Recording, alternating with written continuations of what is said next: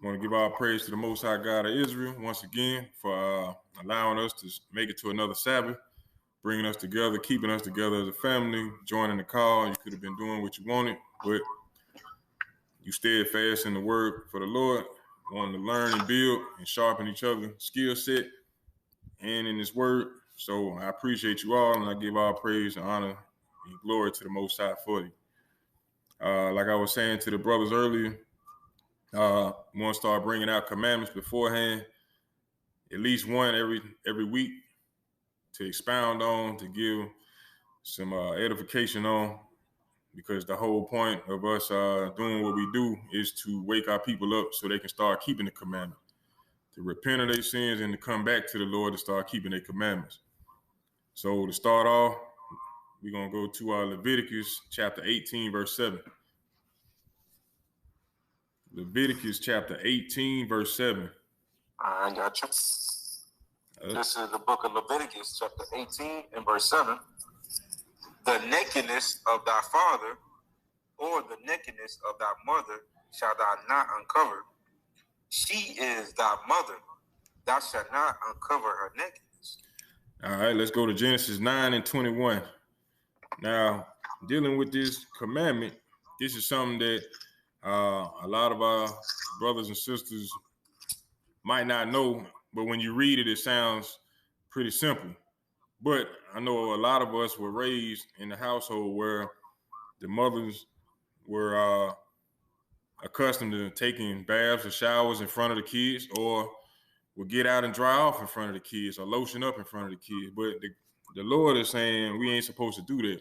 We're not supposed to see our mothers and fathers or our brothers and sisters in the nude, you know what I'm saying? Because it leaves thoughts and imprints on our mindsets going forward as we grow, and we don't realize the impact that it has on our kids.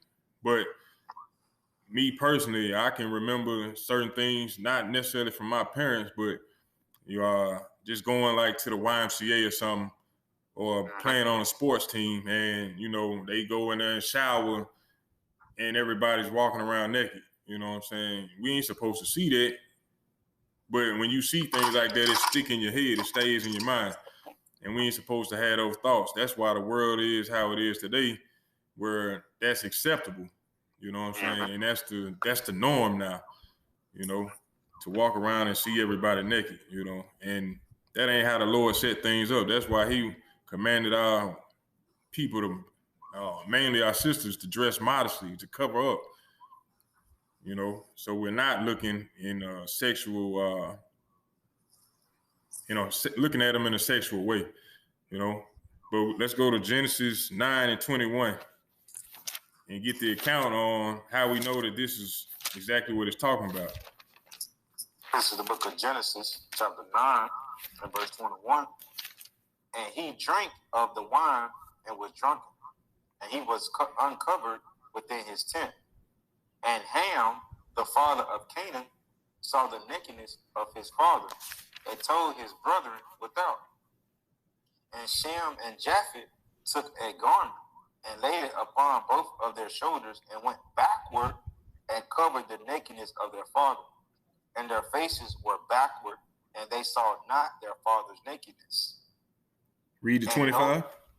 And Noah awoke from his wine and knew what his younger son had done unto him. And he said, Cursed be Canaan, a servant of servants shall he be unto his brethren. You see that?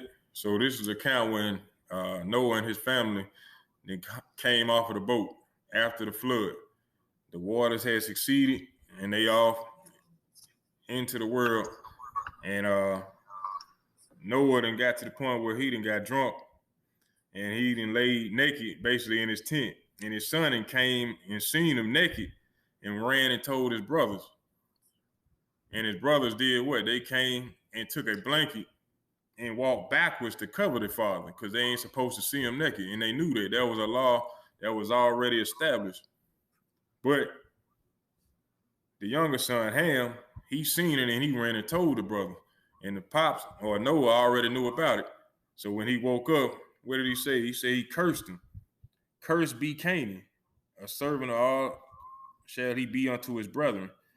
That's how the Hamites or the Canaanites became slaves, cursed from that simple incident right there, seeing your father's nakedness.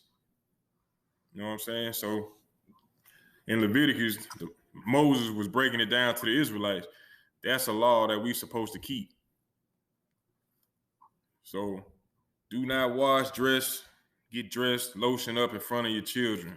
Nobody's supposed to see you naked but your spouse. And we need to understand that going forward. That's right.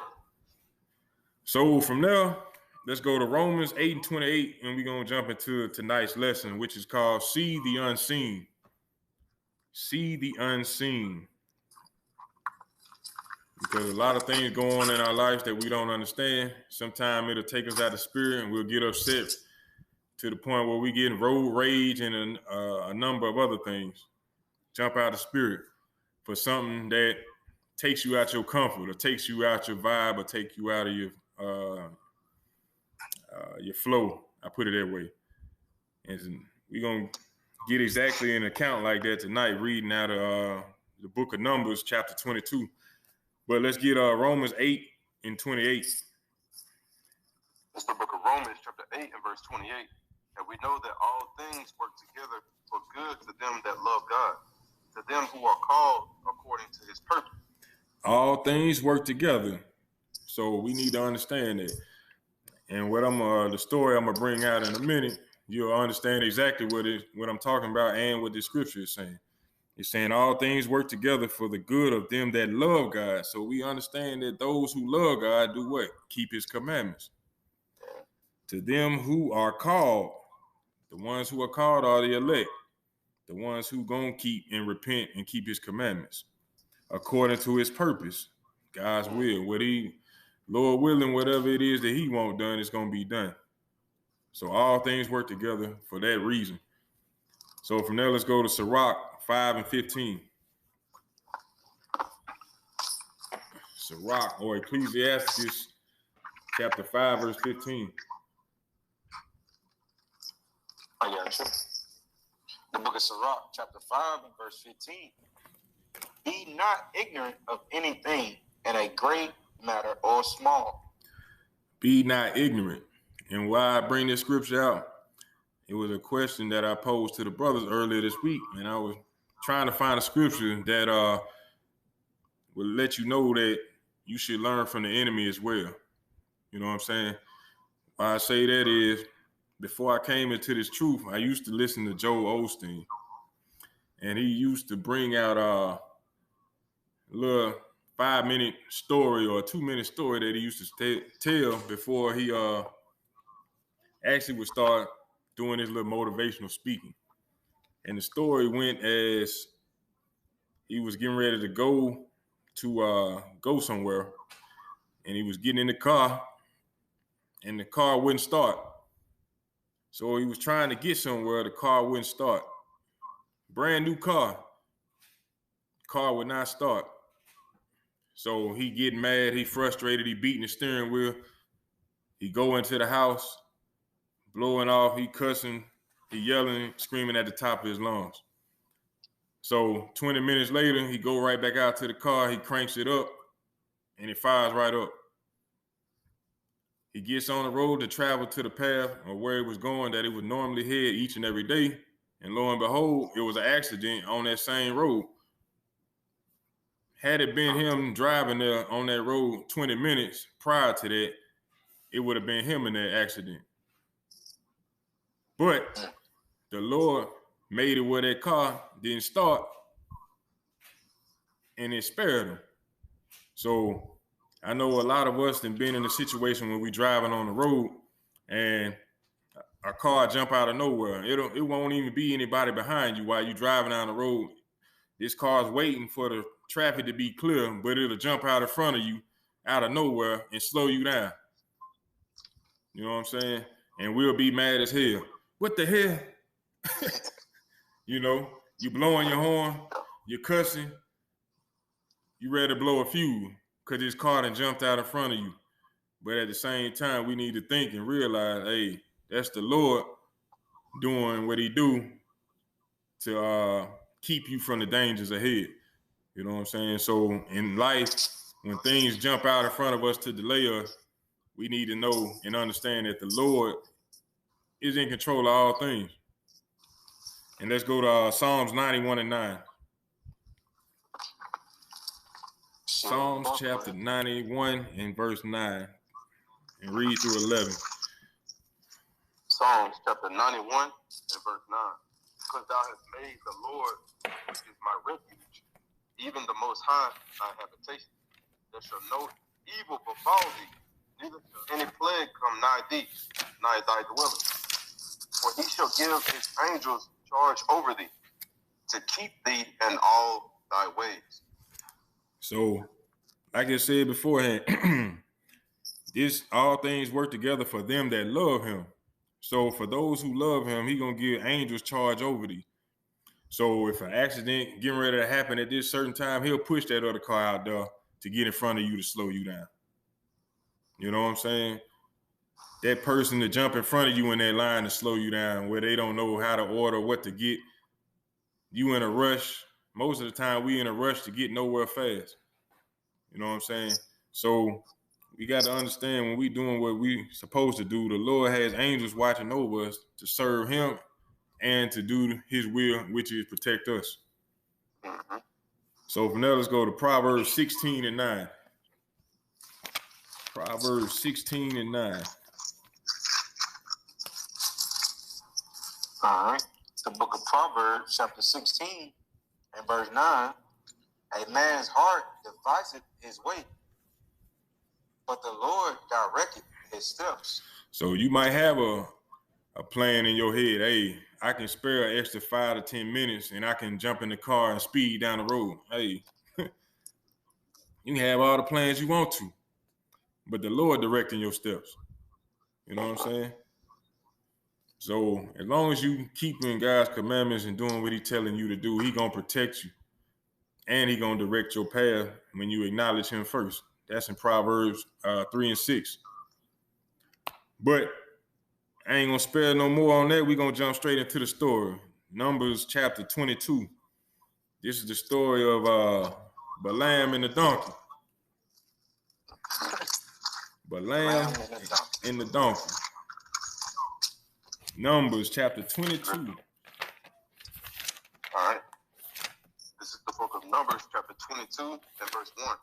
And the children of Israel set forth and pitched in the plains of Moab on this side Jordan by Jericho.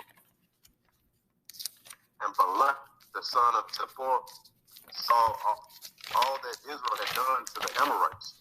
And Moab was so afraid of the people because they were many. And Moab was distressed because of the children of Israel. All right. So what we get right there is Moab has always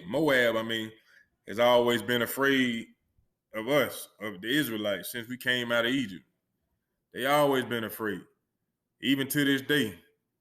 We come in their stores, they own us. They counting our steps. They always been afraid of them. We had a reputation coming out of Egypt. They still afraid to this day. But go ahead. Verse 4. And Moab said unto the elders of Midian, now shall this company look up all that are round about us, as the ox looketh up the grass of the field. And Balak, the son of Zippor, was king of the Moabites at that time. He sent messengers, therefore, unto Balaam, the son of Beor, to Bethor, which is by the river of the land of the children of his people, to call him, saying, behold, there is a people come out of Egypt.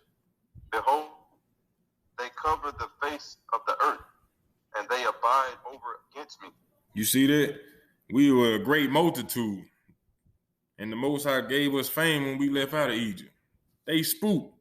Look at these, what it said, it's a people come out of Egypt. Behold, they cover the face of the earth, and they abide over against her. So that's letting you know he fulfilling that promise when he told Abraham, I'm going to make your seed more than the sand of the sea. You know what I'm saying? We cover the face of the earth. We went down into Egypt, 12 sons. Came out the sand of the sea. But go ahead. Verse 6. Come now, therefore, I pray thee, curse me this people, for they are too mighty for me. Peradventure I will prevail, that we may smite them, and that I may drive them out of the land. For I wot that he whom thou blessest is blessed, and he whom thou cursed is cursed. Now, who we talking about here is Balaam. He was a diviner or a seer or a visionary, a magician. You know what I'm saying? He was actually, if you read the book of Jasher, he is a counselor to Pharaoh in Egypt at the time. You know what I'm saying? So this is Balak, which is the king of the Moabites, calling on Balaam, calling on this guy to come curse the Israelites. He wanted him to curse the Israelites. Go ahead. Verse 7. And the elders of Moab and the elders of Midian departed with the rewards of divination in their hand. And they came unto Balaam and spake unto him the words of Balak. And he said unto them, Lodge here this night, and I will bring you word again, as the Lord shall speak unto me. And the princes of Moab abode with Balaam. You see that? What did he say right there? He said, and he said unto them, Lodge here this night, and I will bring you word again, as the Lord shall speak unto me. So the Lord spoke to this man. Mm-hmm. So is he of Israel? Is he not of Israel? That's a good question. That's right. But the Lord spake to this man. Mm-hmm. Keep going. Verse 9. And God came unto Balaam and said, What men are these with thee?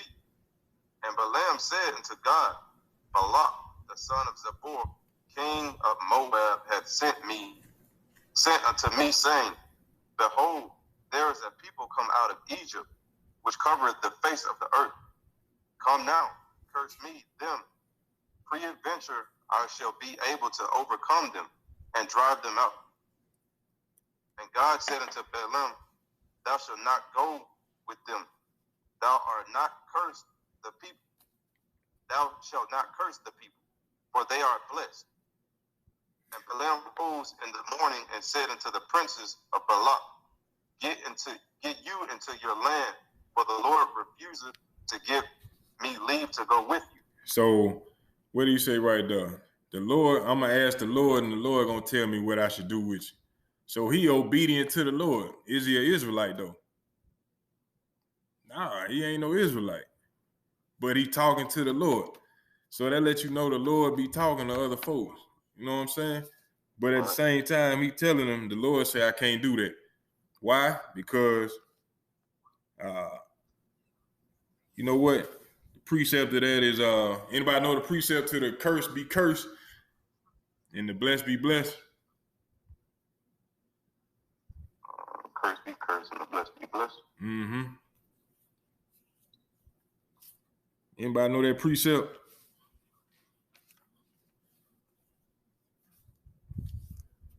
I know we got the precept king. I know he know it. He's skimming through there. It go for the sisters too. Y'all got the precept. Hey, y'all intervene.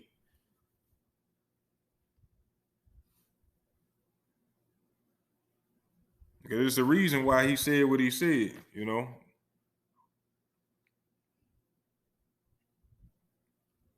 Why would the Lord not allow him to go and curse his people or curse the Israelites? Okay, Lord. No. Is it Genesis 12 and 3? Say that again. I say, is it Genesis 12 and 3? Let me see. Or Revelation 22 and 11. I had Genesis 27 and 29. Let me see what she talking about. Deuteronomy, Genesis 12 and what? 3.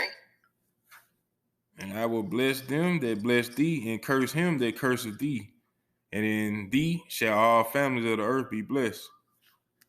That's one part of it. Let's get Genesis 27 and 29. Let me read this Revelation 22 and 11. All right. Let me see. It says Revelation 22 and 11.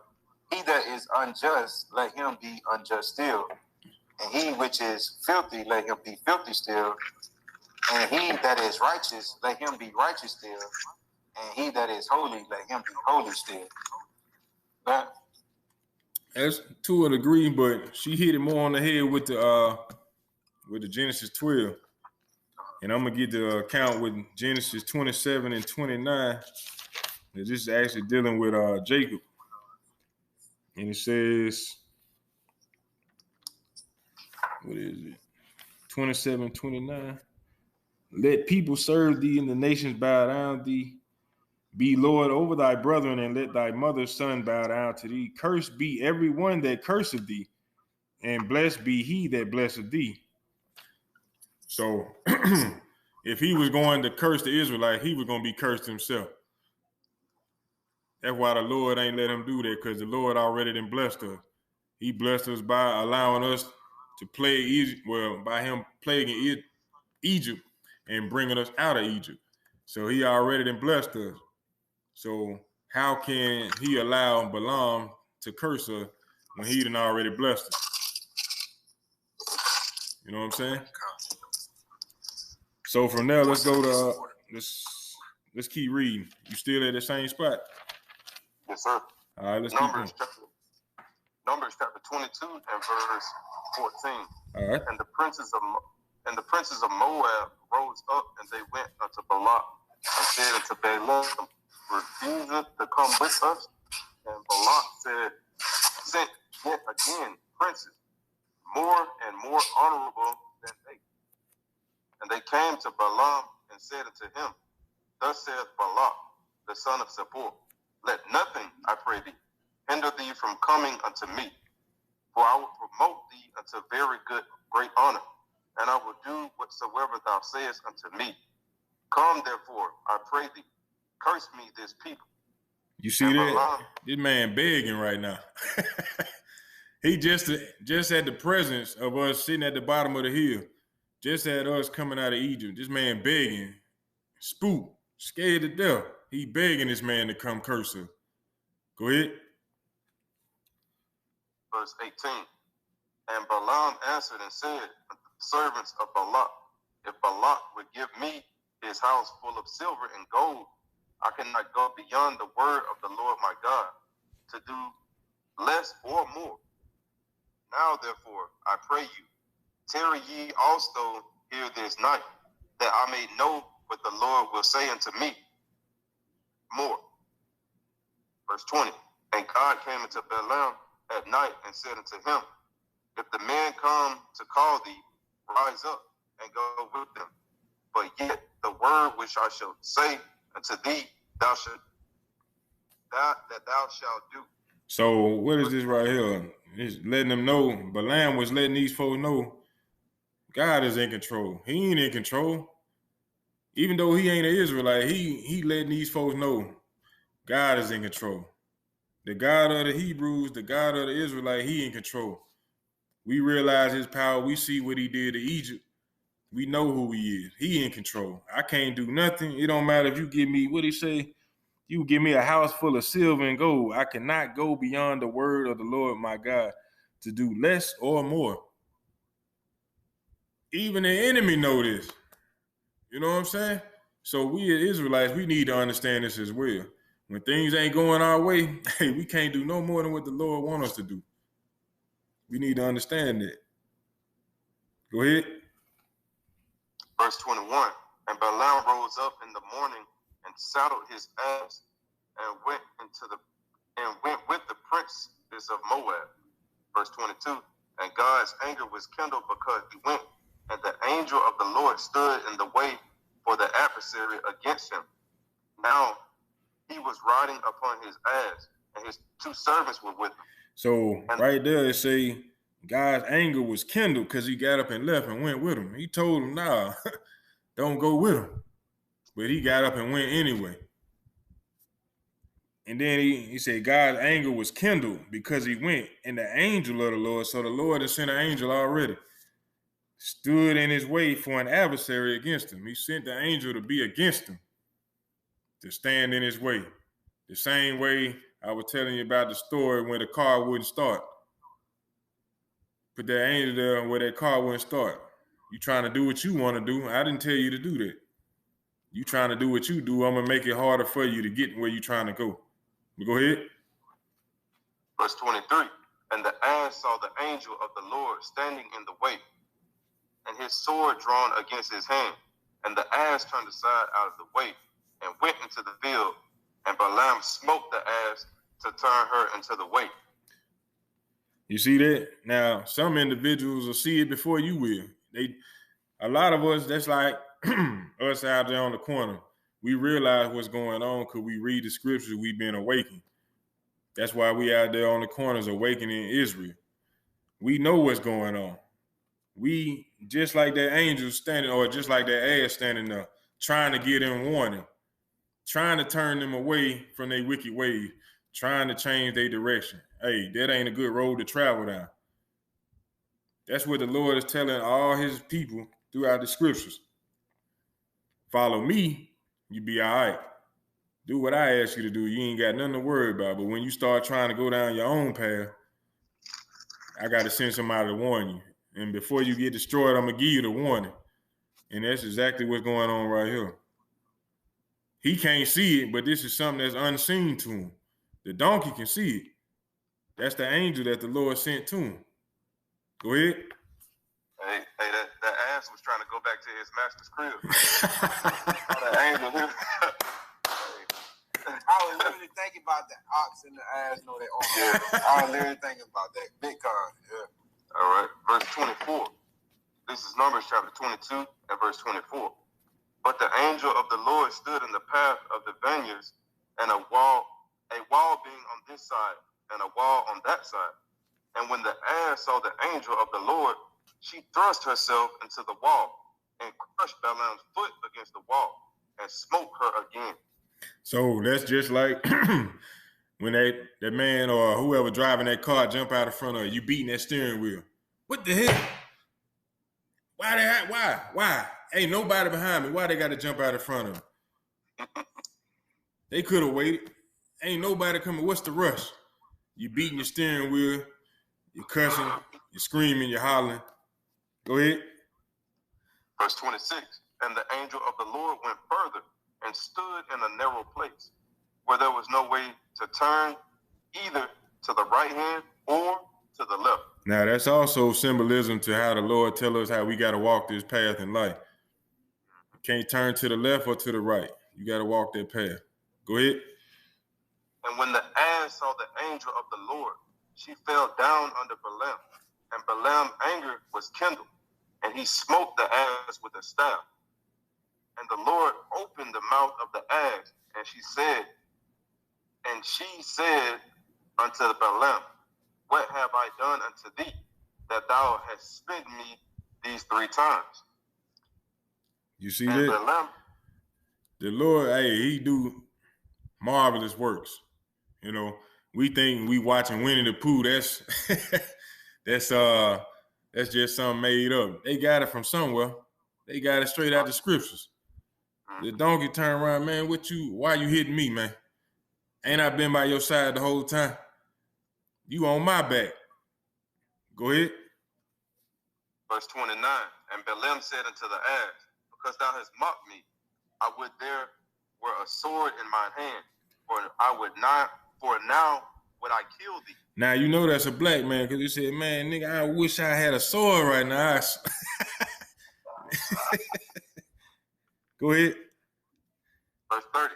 And the ass said unto Balaam, am not I thine ass, upon which thou hast ridden ever since I was thine until this day? Was I ever wont to do so unto thee? And he said, nay. And the Lord opened the eyes of Balaam, and he saw the angel of the Lord standing in the way, and his sword drawn in his hand, and he bowed down his head and fell flat upon his face. You see that? Now he was able to see what was unseen, you know. beforehand, his focus, it wasn't on the Lord at all. He focused on trying to get there to what? Try to get some type of riches, try to get some type of fame or power. He mad at his transportation. The transportation see what's going on. That car, that transportation, seeing what's going on. The Lord had to open his eyes to show him what's going on. As soon as he seen it, now he won't fall on his face. Go ahead. Verse 32. And the angel of the Lord said unto him, Wherefore hast thou smitten thine ass these 3 times? Behold, I went out to withstand thee, because thy way is perverse before me. And as the ass saw me and turned from me these 3 times, unless she had turned from me, surely now also I had slain thee and saved her alive. So here he is breaking it down to him. Look, man, the Lord has spared you. If it wasn't for that damn donkey, if it wasn't for that car not starting, I would have slayed you.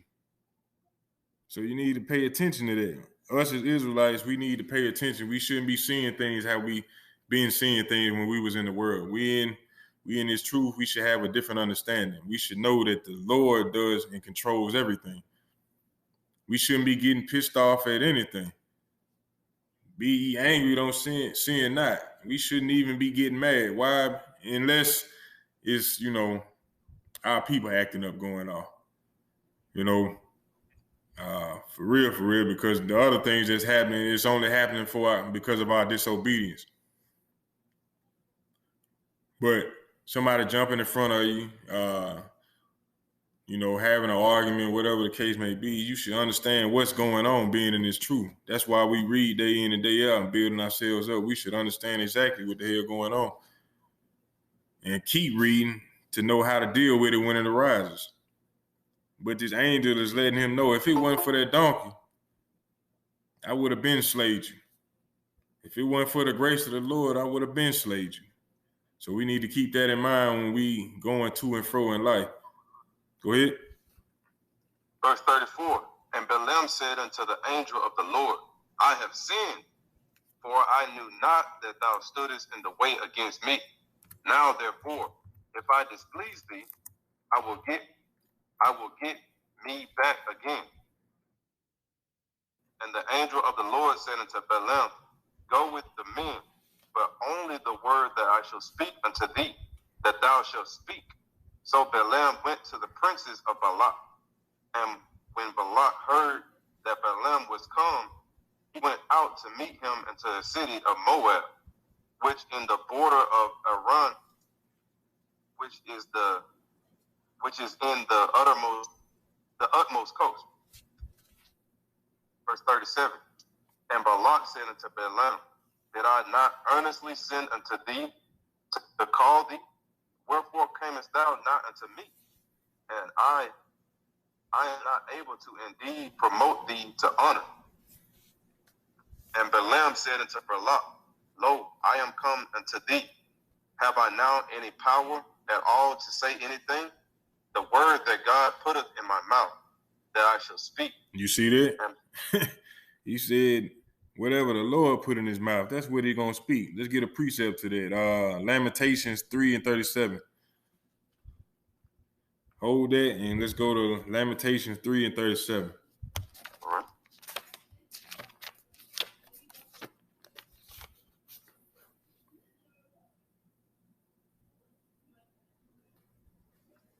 You got that? Lamentations chapter 3, verse 37. My fault. My mic was on 3 and 37. All right. Lamentations 3 and 37. Who is he that said it is? I'm sorry. Who is he that said, and it cometh to pass, when the Lord commanded it not? Read 38. Out of the mouth of the Most High proceeded not evil and good. So, what does Balak ask him, or what did he tell him? He said, have I now any power at all to say anything? The word that God putteth in my mouth, that shall I speak. And what it's saying right there, in Lamentation 3:37, who is he that saith and it come to pass when the Lord commanded it not? He can't speak nothing but what the Lord say. That's what the Lord told him in the beginning. Hey, you gonna go there? Speak. Only speak what I tell you to speak, though. So as soon as he came to Balak, he told him, hey, I can't speak nothing but what the Lord tell me to speak. Go ahead. Verse 38. Right back in Numbers. Yeah. All right. This is Numbers chapter 22 and verse 38. And Balaam said unto Balak, Lo, I am coming to thee. Have I now any power at all to say anything? The word that God putteth in my mouth, that I shall speak. And Balaam went with Balak, and they came unto Kajaroth-dazah. And Balak offered oxen and sheep, and said to Balaam and to the princes that were with him. Verse 41. And it came to pass on the morrow that Balak took Balaam and brought him up into the high places of Baal, that thence he might see the utmost parts of the people. So we just gonna finish all right there at the end of Numbers 22. But the whole point of that story is just to do what? Show you that the Lord is in control. We can't do anything outside of what he wants us to do. You know, he's in control. What he say is going to be. Let me get a quick precept real quick. I found it a little late, but let me back on what you just said. The Lord gonna put the words in our mouth. Mm-hmm. It's Exodus 4 and 11. I'm gonna start at 10. Exodus 4 and 10. And Moses said unto the Lord, O my Lord, I am not eloquent, neither hereunto nor since thou hast spoken unto thy servant, but I am slow of speech and of a slow tongue. And the Lord said unto him, Who have made man's mouth? Or who maketh the dumb or deaf or the seeing or the blind? Have not I the Lord? Now therefore go, and I will be with thy mouth and teach thee what thou shalt say. It's going to tell how the Lord is going to put the words in our mouths. You know, even if we don't understand it, that's like he tells us in the Gospels, don't take no thought of what you're going to say. You know what I'm saying? He's going to put the Spirit on us to react, or, you know, the other things that we should speak. Praise. From there, let's go to Psalms 115 and 9. Psalms 115, verse 9. Because in our line, go ahead. I got you. The book of Psalms, chapter 115, verse 9. O Israel, trust thou in the Lord. He is their help and their shield. So whenever we do, in whatever we do in life, as Israelites, we need to trust in the Lord and understand that he is our help and our shield. He already told us in the beginning, Romans 8:28, that everything was meant for our good for those who love him and serve him. Everything gonna work in our favor. He is our shield. He is our help. Remember that. I got a precept for you real quick. All right. This is the book of Hebrews 13 and 6. It says, so that we may boldly say, the Lord is my helper, and I will not fear what man shall do unto me. Mm-hmm. All right. It's going to say, making the Lord our shield and buckler. You know, if you was to go to a crowd and somebody finna rob you, you're going to trust that gun to fire off. You know what I'm saying? To save you. We got to put that same faith in these scriptures. Just how we use that gun, or we use that money, or whatever we may use to rescue us in this society, we got to use the scriptures in the same way. That's right. I got maybe 2, maybe 3 more scriptures, and then I'm going to be done with the lesson. But let's go to 1 Corinthians chapter 10, verse 11. 1 Corinthians chapter 10, verse 11. And I got you. Read through 12. All right. This is the book of 1 Corinthians chapter 10 and 11. Mm-hmm. Now all these things happen unto them that, now all these things happen unto them for an example, and they are written for our adaptation, upon whom the ends of the world are come. Wherefore, let him that thinketh he standeth take it heed, lest he fall. So what is that saying right here? All things that happen unto them for examples, they are written for our admonition, upon whom the ends of the world are come. It's written for our instruction, basically. You know what I'm saying? Wherefore, let him that thinketh he standeth take heed, lest he fall. Everything was written in this book for our instruction. It's best that we take heed to it, unless we fall. Fall well. Fall into the counsel of the ungodly. Fall into that pit that the other nations digging for us. Fall into that second death. These words in the scripture is written for our instruction. So it's best that we take heed to it. These stories, these precepts, the history in here, don't let it just go over your head. Don't just take it for granted just because you're able to read it. Take it in, soak it up, apply it to your life. Mm-hmm. From there, let me keep reading on that. Go ahead. All right. 13? Verse 13. There have no temptation taken you, but such as common to man. Right? But God is faithful, who will not suffer you to be tempted above that you are able. Mm-hmm. But will with temptation also make a way to escape, that ye may able to bear it. Right? As going into nothing is uncommon. We all have the same problems. It may be different times or seasons that we go through it, but everybody has the same problem. We're going through the same trials. But the good thing is, the temptation or whatever we're going through, the Lord already know we can get over it. Mm-hmm. You know what I'm saying? So that's the luxury of that. And the thing is, go ahead. And the scriptures is our way to escape it. You know what I'm saying? Like you're saying, I'm trusting in the word, abiding in the word to escape, the things that's going to happen. It's just like the, what they call it? It's the escape room.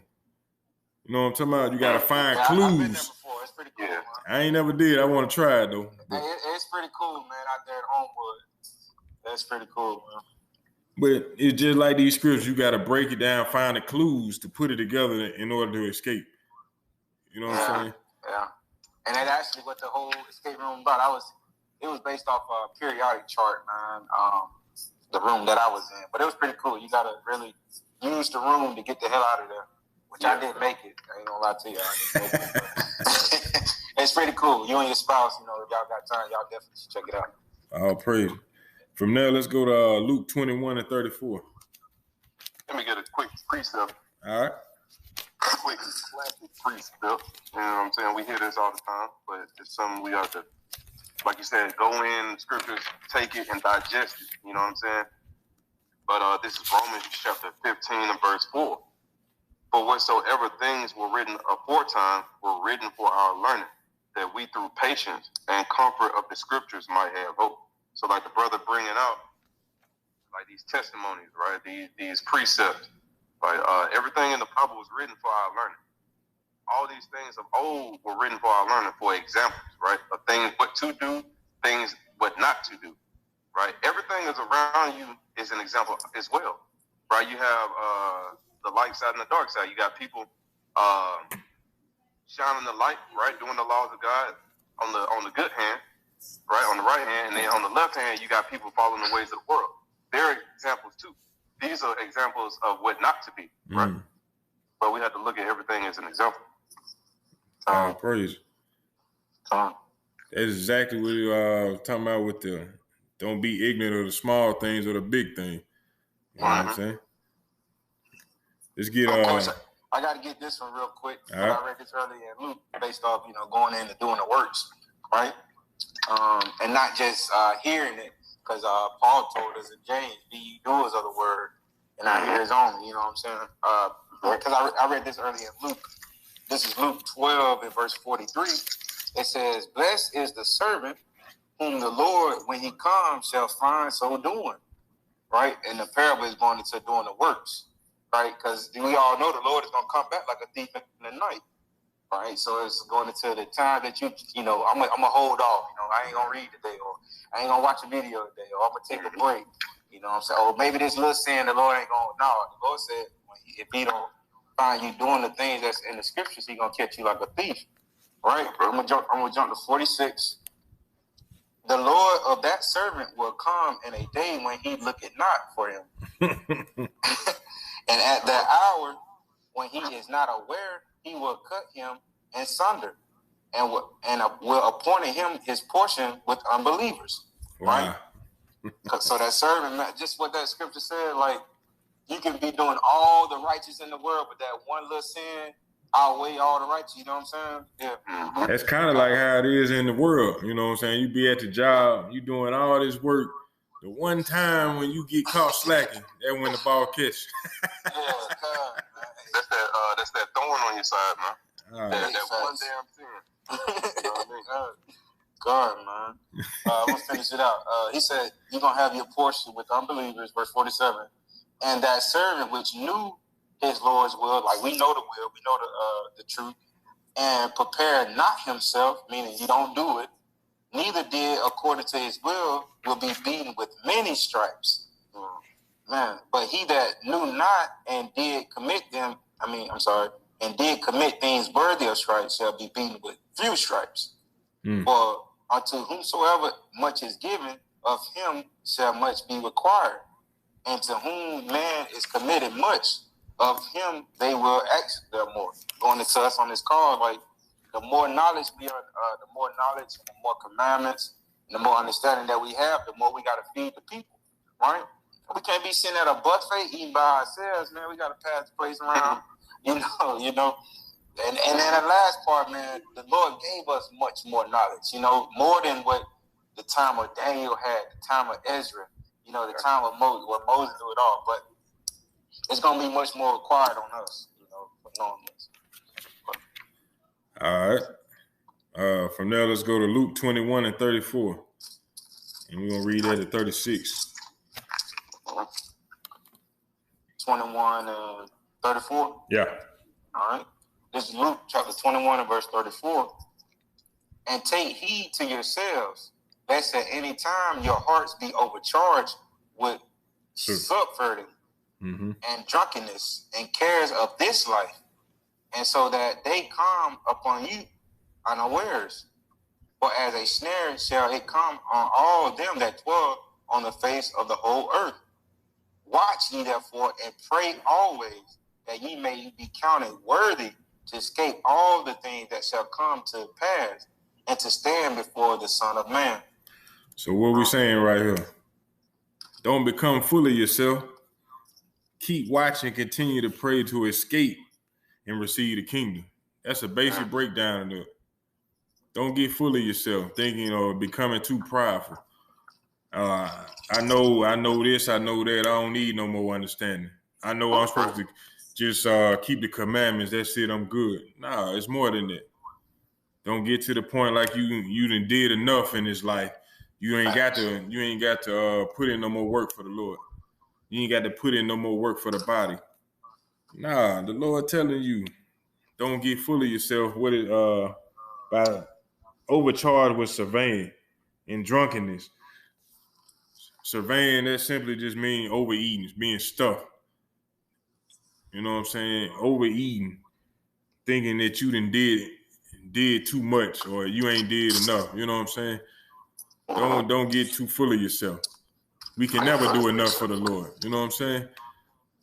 We always got to be constantly praying and putting in work for the Lord in order to reach the kingdom, to escape this world. Because the minute we get to thinking like that, the minute we right back into the world. So let me get a precept real quick. All right. Before you close it out. And this is one of the main precepts that humble me, man. Isaiah 64 and 6, it says, but we are all as unclean things, and all our righteousness are as filthy rags.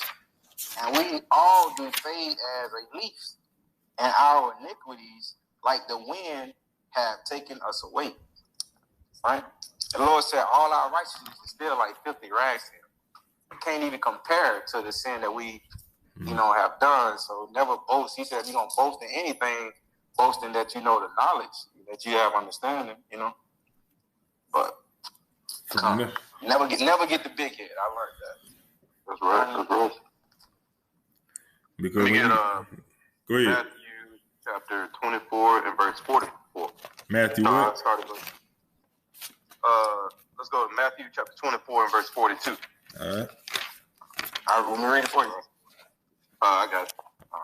Watch therefore, for ye know not what hour your Lord doth come. So we don't know when the Lord coming. He coming like a thief in the night, right? But know this, that if the good man of the house had known in what watch the thief would come, he would have watched and would have not suffered his house to be broken up, right? So if you knew what time the damn thief was, hey, you'd be sitting there with a red dot, man, waiting on him to come in, like at the peephole. You know what I mean? You'll be waiting on him. You'll be ready, but you're not going to know when the Lord is going to come. So your red dot is going to be up under your bed. Verse 44, therefore be ye also ready, for in such an hour as ye think, not the Son of Man cometh, who then is a faithful and wise servant, whom his Lord hath made ruler over his household, to give them meat in due season. Blessed is the servant whom his Lord, when he cometh, shall find so doing. Right? So you're going to be blessed if he come back and you doing the work of the Lord. You out there at camp, or you out there, you in the scriptures, right? You reading, finding precepts, studying, doing notes, right? Blessed is that person, right? Who's staying in the work of the Lord. All praise. So we're going to close it out with 1 Corinthians chapter 15, verse 58. Where you at? 1 Corinthians chapter 15, verse 58. Because in conclusion, we need to start seeing things in a different light, being in his truth, and realizing by serving the Lord and being part of his chosen, he's going to take care of us. So we need to start thinking on a different level. 15 to 38? 58. 58. Okay. 1 Corinthians chapter 15 and verse 58. Mm-hmm. Therefore, my beloved brethren, be ye steadfast, unmovable, always abiding in the work of the Lord. For as much as ye know that your labor is not in vain in the Lord. So, be steadfast, unmovable. Should nothing that anybody be able to tell you right now be able to move you from this truth? To have you to be willing and ready to break the commandments. You know what's going on. You know what's required of it. You know what the ultimate goal is. So be steadfast, unmovable, always abounding in the work of the Lord. For what? For the kingdom, for the nation, for yourself, for your family.